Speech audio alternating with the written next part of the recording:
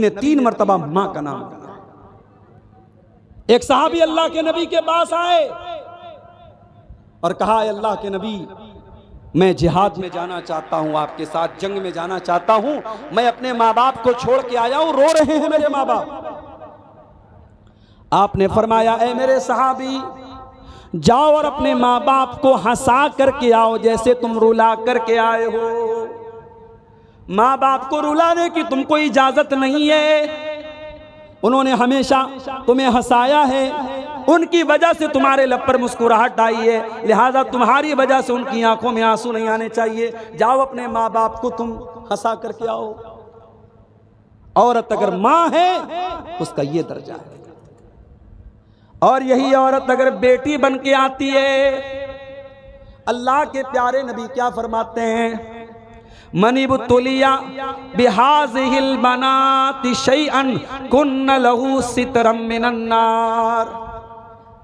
जिसको अल्लाह ताला बेटी देकर के आजमाता है, जिसका इम्तिहान अल्लाह ताला बेटी दे करके लेता है और इस इम्तिहान में वो खरा उतर जाता है, अल्लाह के प्यारे नबी फरमाते हैं, कुन्न लहू सितरम मिनन नार। वो बेटी अपने माँ बाप को जहन्नम की आग से बचाती है। ओ बेटी वालों, बेटी तो तुमको जहन्नम की आग से बचाने के लिए आई है, मगर तुमने क्या किया जरा गौर करो। कितनी बेटियां हैं, बाप अपनी बेटी से ढंग से बात तक नहीं करता। जवान बेटी से बाप बात करना भी अपनी इंसल्ट समझता है। बाप घर में आता है, बेटी जल्दी से कमरे में चली जाती है, बाप को देख के डर जाती है। ओ लोगों, बाप बेटियों को डराने वाला नहीं, बाप बेटियों से प्यार करने वाला होना चाहिए। अल्लाह के प्यारे नबी जनाब मोहम्मद रसूलुल्लाह सल्लल्लाहु अलैहि वसल्लम कैसे बाप थे बेटी। हजरत आयशा फरमाती हैं, बुखारी की रिवायत है, जब हजरत फातिमा आती थी, नबी की बेटी जब आती थी, अल्लाह के प्यारे नबी अपनी बेटी का वेलकम करते थे, स्वागत करते थे, खड़े हो जाते थे और कहते थे, मरहबम बिबनती, ऐ मेरी बेटी तेरा आना मुबारक हो। और आप अपनी बेटी का हाथ पकड़ के चूम लेते थे और अपनी सीट पर, अपने बगल में, अपने बाजू में अपनी बेटी को बिठाते थे। बेटी अगर है औरत तो प्यार और सम्मान के लायक है। हमारे यहाँ तो साहब कहते बेटी पराया धन होती है, ये होगी किसी के यहाँ कहावत। हमारे यहाँ बेटी कभी पराई नहीं होती है, माफ कीजिए। इस्लाम में बेटी कभी पराई नहीं है। ससुराल चली गई है, किसी की बीवी बन चुकी है, किसी की मां बन चुकी है, मगर मां बाप से उसका रिश्ता कभी नहीं टूटता है। और मैयारपुर वालों, तुम बेटियों को जहेज देते हो, काश कि तुमने जहेज बन करके बेटियों को वरासत में उनका हक दिया हो। जाओ बिहार और कटिहार के किसी भी आलिम से सवाल करके पूछो कि भाई अपनी बहन का हक दिए बगैर और बाप अपनी बेटी को जायदाद में, वरासत में उसके हक से महरूम करके अगर हज करने जा रहा है, उम्रा करने जा रहा है, क्या उसका उम्रा कबूल होगा अल्लाह ताला के? जाओ फतवा पूछो। ये कोई ऑप्शनल चीज नहीं है कि चाहो तो अमल कर लो।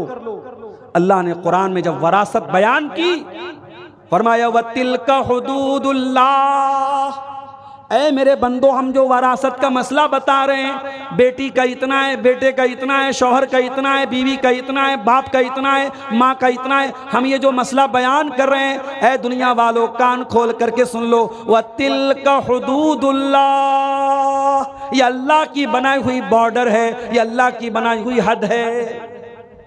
इंडिया की बांग्लादेश की बॉर्डर करीब है आपके यहां से, बांग्लादेश की बॉर्डर और नेपाल की बॉर्डर करीब है आपके यहां से।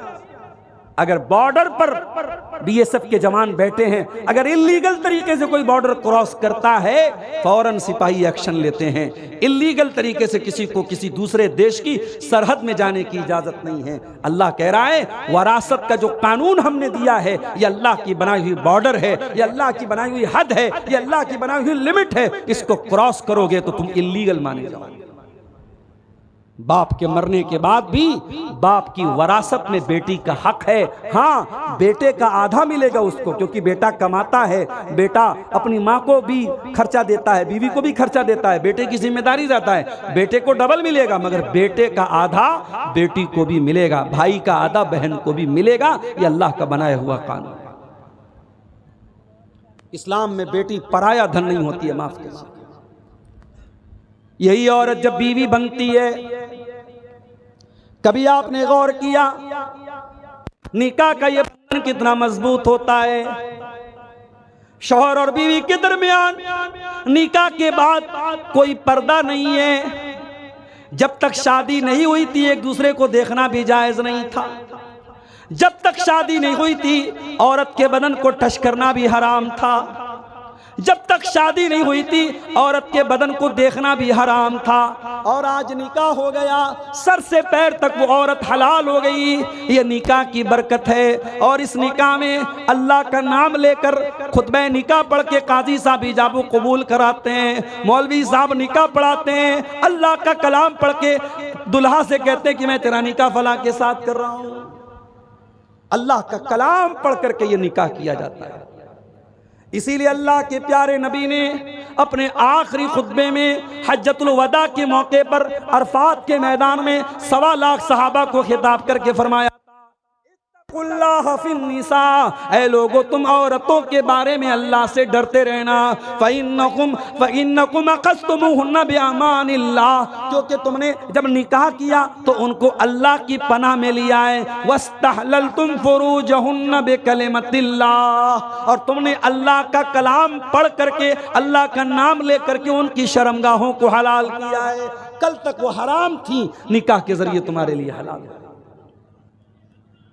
और जब ये औरत बीवी बन के आती है, अल्लाह की कसम, गर्लफ्रेंड बॉयफ्रेंड के रिश्ते बहुत चल रहे हैं समाज में, हराम रिश्ते बहुत चल रहे हैं समाज में, मगर जो गलत है वो गलत ही रहेगा और जो सही है वो सही ही रहेगा।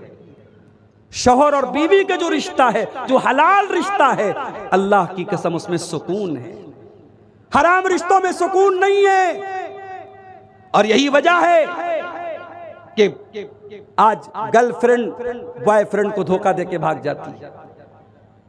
ये बर्गर और पिज्जा खाने वाली कौम जब हर चीज में फास्ट काम करने लगी, शॉर्टकट तलाश करने लगी, तो रिश्तों में भी शॉर्टकट तलाश किया जाने लगा।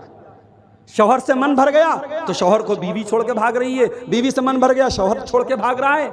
गर्लफ्रेंड बॉयफ्रेंड का रिश्ता बना, कुछ दिनों तक फायदा उठाया, फिर वो उसके रास्ते वो उसके रास्ते। कितनी बड़ी बेगैरती है, कितनी बड़ी बेशर्मी है कि एक दूसरे के तन से फायदा उठाया जाए, एक दूसरे के शरीर से फायदा उठाया जाए, और उसके बाद कहा जाता ब्रेकअप हो गया, ब्रेकअप हो गया। आज ब्रेकअप हुआ, कल पैचअप हुआ, इसके साथ ब्रेकअप हुआ, उसके साथ पैचअप हुआ। रिश्ता नहीं हुआ, कपड़ा है, डोरी है, बांधती नहीं, ये रिश्ता है मेरे प्यारे साहब। इसीलिए हराम रिश्ते में वो सुकून पैदा हो ही नहीं सकता जो निकाह में पैदा हुआ। ये अलग बात है कि हमने निकाह को भी आज एक मुकद्दस रिश्ते को भी आज हमने नापाक बना दिया। अब निकाह कहाँ होता है भाई साहब? अब तो सौदा होता है। लड़का जितना क्वालिफाइड है, लड़का जितना पढ़ा लिखा है, लड़का जितनी अच्छी जॉब पर है, उतना महंगा सौदा लगाया जाता है। 3 लाख देना पड़ेगा आपको। हमारे लड़के को बुलेट चाहिए, और थोड़ा अगर लड़का ज्यादा पढ़ा लिखा है, ज्यादा पैसा कमाने वाला, गवर्नमेंट जॉब में है, तो बड़ा सा मुंह खुल जाएगा, फॉर्च्यूनर चाहिए। और आजकल फॉर्च्यूनर से भी बढ़िया कोई गाड़ी आई है, पता नहीं क्या नाम है उसका, है लैंड क्रूजर वगैरह।